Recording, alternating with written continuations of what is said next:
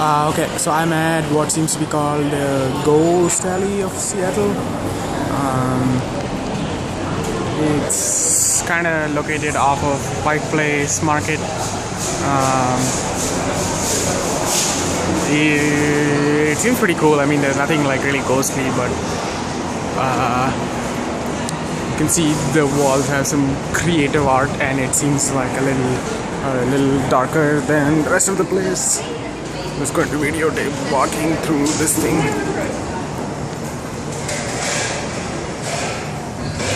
It's funny how we say videotape too when there's no tape involved, but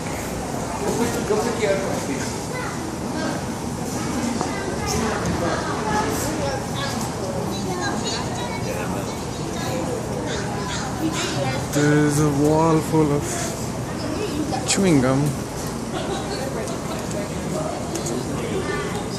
or wax. No, this is just chewing gum. This is kind of bizarre.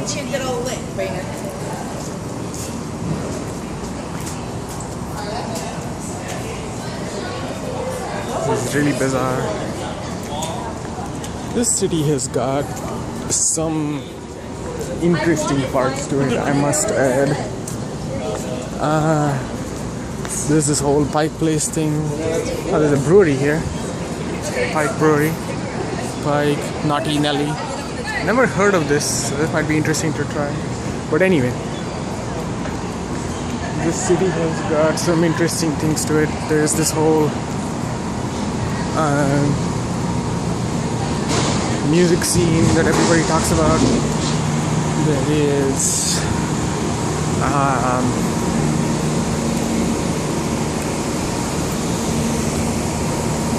I think it carries a lot of influence from the sea, or historically has, and that's kind of permeated through the city. I can't specifically point out examples, but I'm sure the longer I stayed here, the more easy it'll be for me to find something like that out. Now I'm entering the Post Alley. Now this seems kind of gentrified. There are nicer looking apartments and buildings around here. The other part is that this city apparently has a whole underground associated with it. It was at one point built on a swamp, and people never realized that the swamp could sink, or that's how I've heard it described. So underneath this whole thing, there's a subterranean network of, I think, mostly unused tunnels, maybe, I don't know.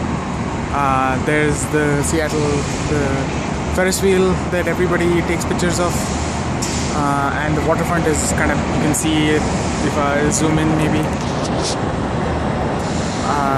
So I walked along the waterfront today and ate food at Anthony's on the waterfront. I got some salmon and chips. It was pretty good. I usually find fish and chips to be so filling that I kind of don't want to do anything after I eat it, but it wasn't so bad today. Maybe it's because I haven't really had another meal today. That was my first real meal. So you can see this is something of some kind. It looks like a electricity substation, but you can see some creative ways of telling you to keep out not the traditional glass mosaic or glass shards, not mosaic, but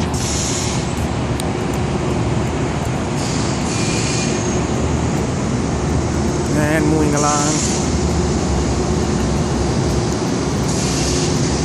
Approaching the end of this alley, it seems.